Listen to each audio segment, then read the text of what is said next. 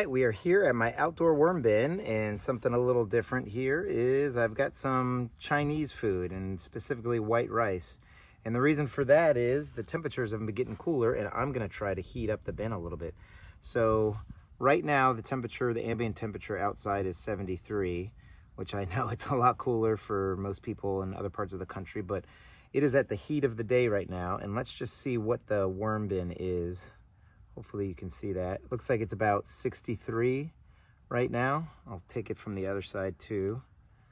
And what I noticed was we were doing the chopped versus frozen experiment, and they just didn't go as fast as I thought. And I thought maybe it's because the temperature is a lot lower. Again, 63.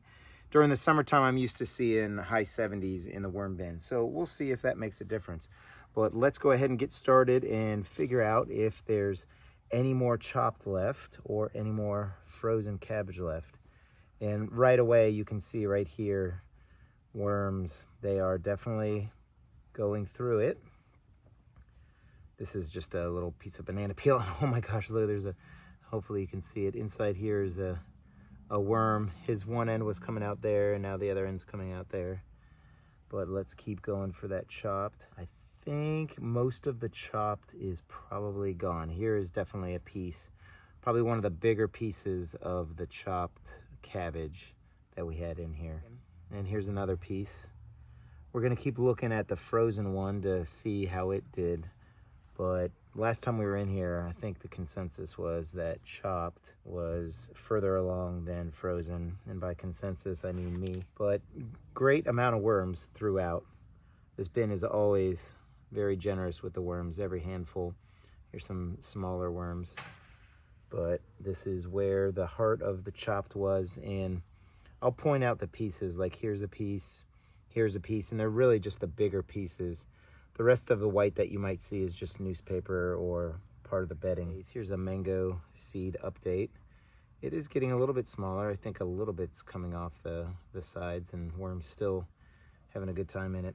This isn't gonna change how I prepare my food. I mean, I just don't have the time to chop every bit of food for them. Freezing it is so much easier. You just chuck it in the freezer and, you know, pull it out when you're ready. So the chopped is not fully gone, but it is more gone than it was last time. And let's go ahead and head over to that frozen section. Now, if it's totally gone, or, you know, maybe 10% less, then maybe we can say that the frozen won. But let's just kind of see. Wow, lots of worms in here. So this is kind of promising a little bit. There's a ton of worms right there. I don't know if you can see all their orange tips. It's always cool to see that, especially on the little ones. But let's go ahead and look and see what we've got here. I'll just kind of dig under. And this is definitely smaller than last time. And whoa, an absolute ton of mites. I mean, I can barely see the surface of the cabbage because there's so many mites. Let me see if I can hold still here for a second, and I'll do a time lapse.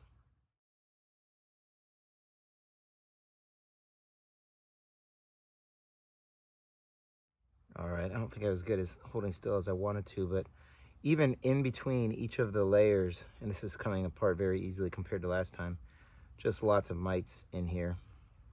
And I did wet it down a lot more than I normally do, because I thought that might help with the amount of bedding that I'd put in here. So frozen is kind of at this level. Let me see if there's any more in here, because frozen did pretty good. And it's really mushy down here, and the worms are all throughout, as you can tell.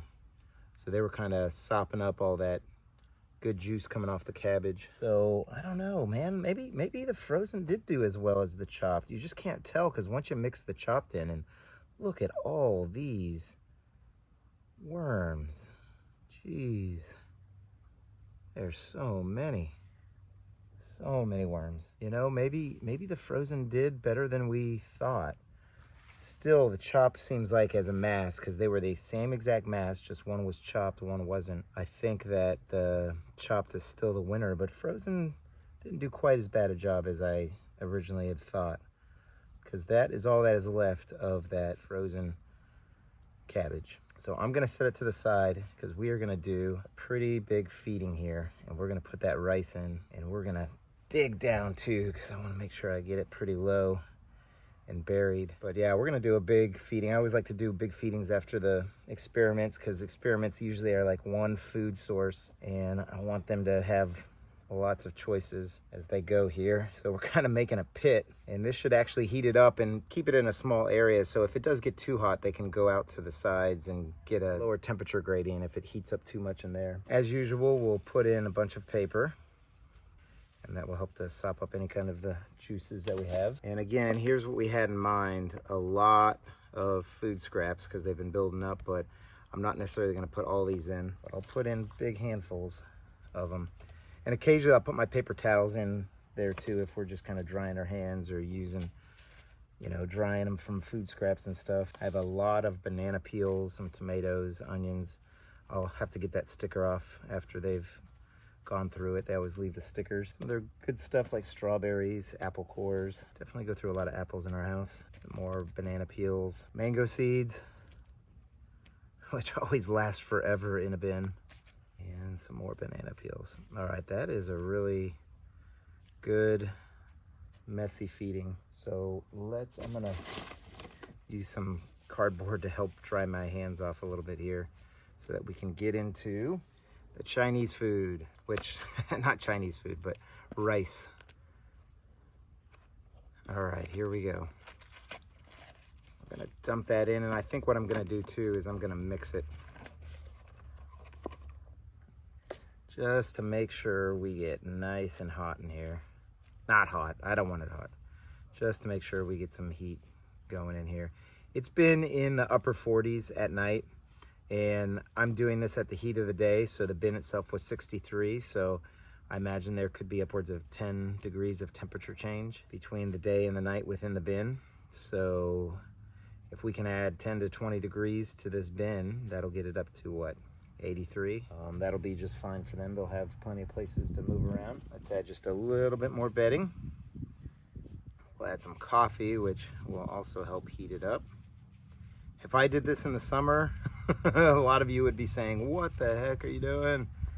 You're gonna get those worms on fire. In fact, I did a rice experiment in the middle of the summer, and wow. Thankfully, the garden and worm lady left a comment that said, hey, you better check your bin. And I did, and it was really hot. I'll put a link to the video up there and add some of these tea bags that I've been meaning to do. But yeah, as I'm doing these videos, if you see something I'm not doing right, I mean, let me know. Hey, you may not want to do that, or hey, this is my experience. I love hearing about other people's experiences. That always helps me out enormously, hearing what other people do. And everybody's worm bin is a little bit different, and they each feed it differently and check on it differently, but we all certainly learn from each other. And I've got 2 other worm bins if you want to subscribe.